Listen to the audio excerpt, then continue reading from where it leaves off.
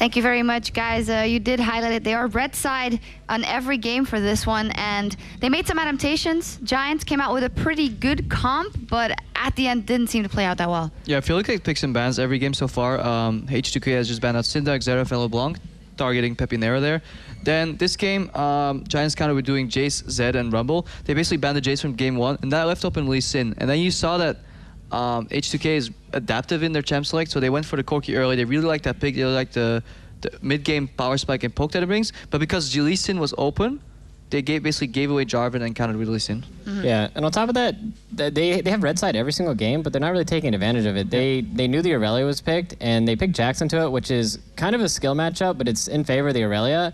And the Lee Sin's just sitting there camping. He's like waiting right behind him the whole time. So if you have any kind of jungle pressure in that matchup, you saw they got like a double kill and just the lane just got completely out of hand. Yeah, let's actually take a closer look at Lulex and his play, because he did play phenomenally in this game. Starting off, you want to talk a little bit about his jungling very early on, because he was so greedy.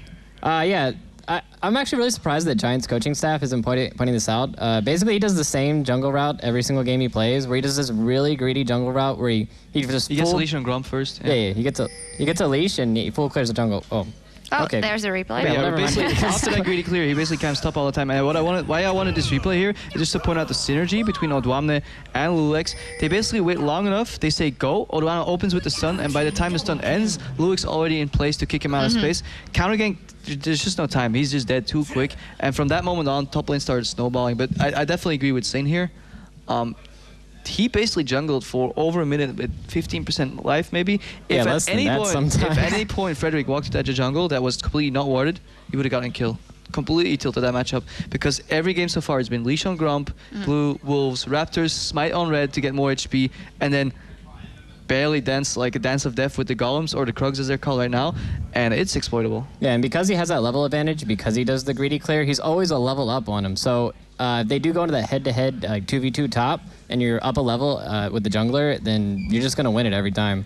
Yeah, and in this one, Febiven was on Orianna, which is, of course, a very safe champ. And when the top lane is doing so well, you know how it's going to go from there. What should the Giants then put their focus on? Still, the bottom lane, the 2 versus 2 matchup, it isn't all that bad. Maybe Frederick should put some more work into there. They were pretty much pushed up, I think. No, they were pushed in, so... Yeah, but Adrian and Rydell were playing well. Very even first, I think 60 CS, but then even then after that, they started pulling ahead once more time. So it just shows that even though H2k first picked Corki, they still started losing lane again against that Silver Thresh combo. So maybe that's something where Giants has to look like, okay, we'll give him Corki again, we'll take this, and we'll try and spice it up.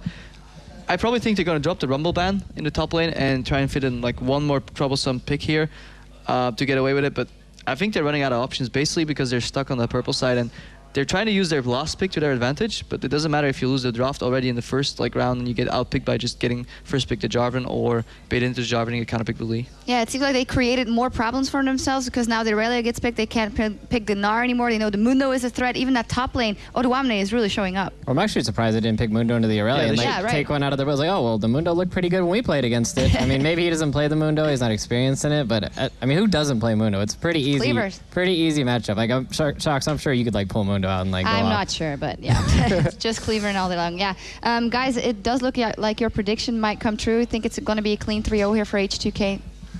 I don't know what Giants. I don't even know what I would do if I was in Giant shoes, other than try and shut Lulex down early.